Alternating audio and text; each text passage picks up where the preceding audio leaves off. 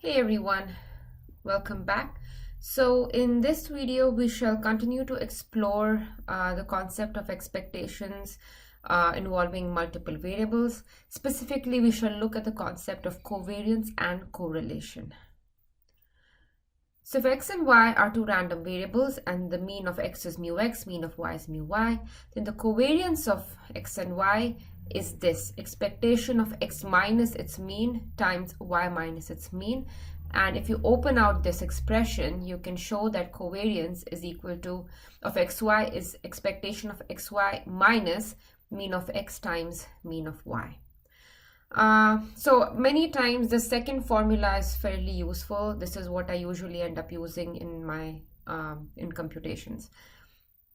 So this covariance, it roughly measures the amount of linear dependence between x and y. So positive value means that as x increases, y also increases. So the relationship is increasing.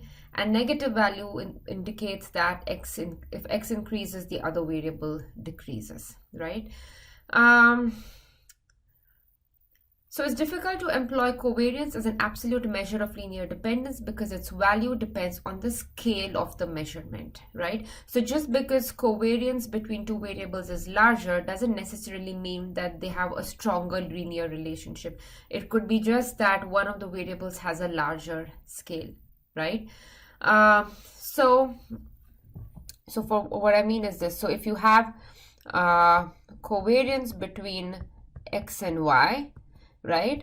And if I look at covariance between say 10 times x and y, this number will be larger than this one because I'm multiplying by 10 here. So the scale of x is larger. So therefore the covariance gets, it increases. Even though I'm just multiplying 10 by a constant, so it hasn't changed really the relationship between x and y a whole lot. However, this number will be much larger than this one.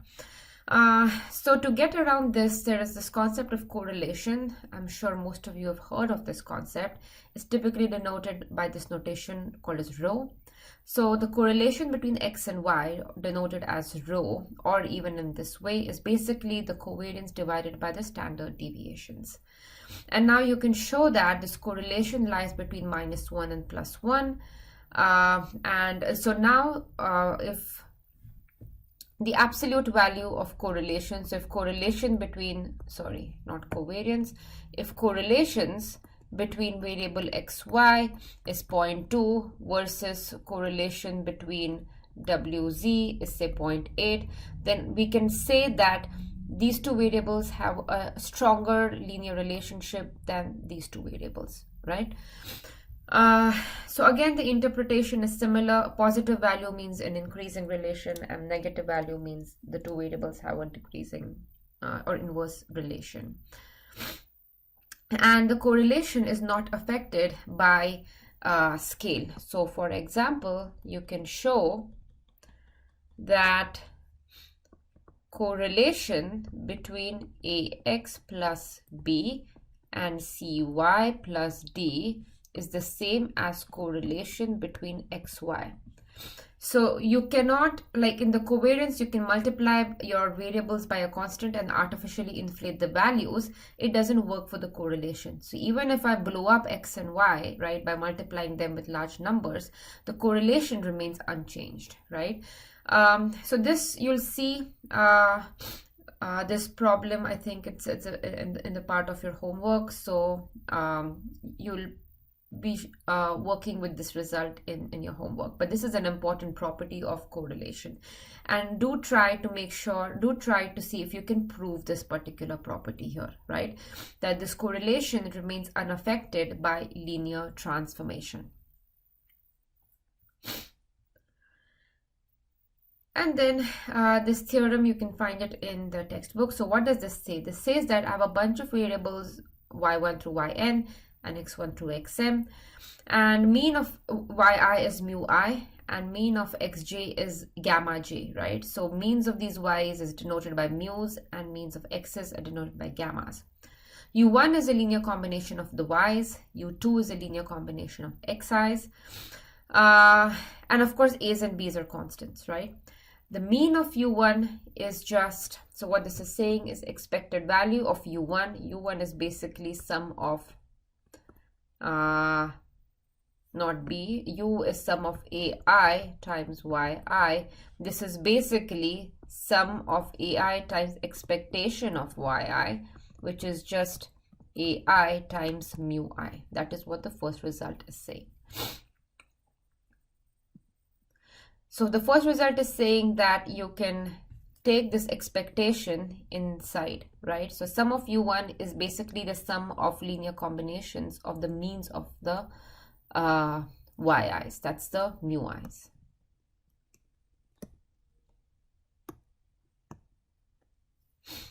And now variance of u1. So variance of u1 is again variance of ai yi. I goes from 1 to n. It's the sum of the variances. So therefore, ai square variance of yi plus 2 times the sum of the covariances. So to understand these expressions, it helps to consider simpler cases and see what these expressions look like. So let's say u1 is a1y1 plus a2y2. Okay, so basically n is equal to 2. This n here is 2.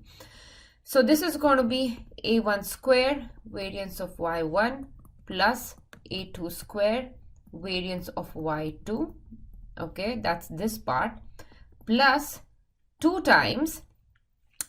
So sum over i's and j's, and I is greater than equal to 1 and j is strictly less than I. So i's and j's are never equal to each other. So this is important to realize, that I is strictly less than j and the maximum value j can take is n. So for in this case, n is equal to 2, right? So therefore, we have only one possibility here, that's 2 times a1. So a2, right? I is equal to 1 and j is equal to 2 times covariance of y1 and y2. So if n is equal to 2, it opens up this way, right? That is the variance of the first variable, a2 square times the variance of the second variable, plus 2a1 a2 times the covariance.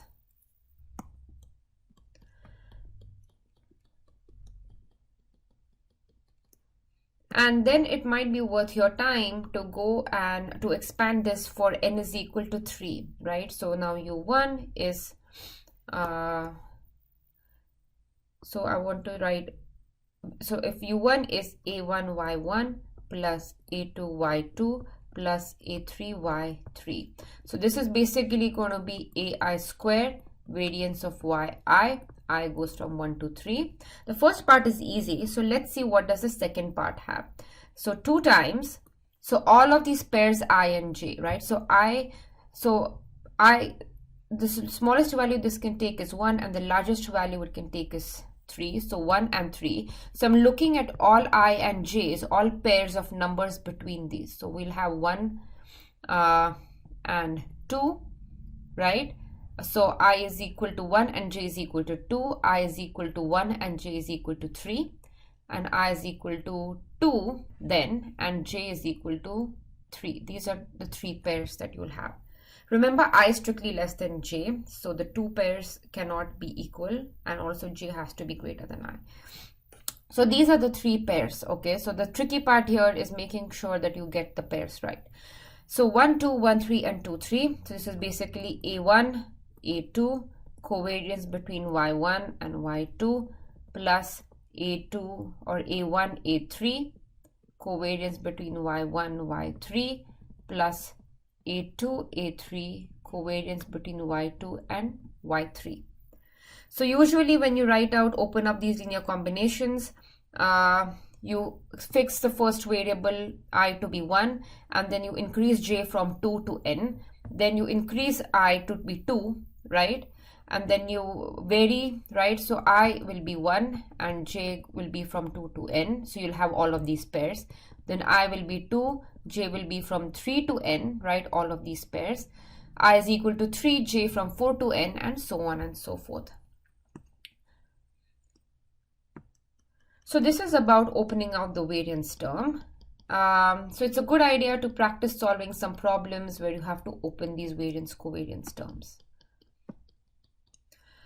So then how about the covariance? So covariance between u1 and u2, I goes from 1 to n, j goes from 1 to n, ai bj times the covariances. So let's just take an example. Covariance of a1 y1 plus a2 y2 b1 x1 plus b2 x2. Okay, so I is going to go from, so n and m are both 2 in this case, so we're going to have 4 pairs, right? So, or you can just open it up. So this is a1 b1 times, so look at these two terms, covariance of y1 and x1. Then you can look at the second term on the right hand side, so you'll get plus a1 b2 covariance between y1 x2, and then you look at the second term here, so a2 b1 covariance between y2 x1, and finally you look at this, the last two terms. So basically you look at each pair of terms that you have in both u1 and u2, right? So again, to have a better understanding of this formula, play around with different values of n and m and open it out, okay, and write it.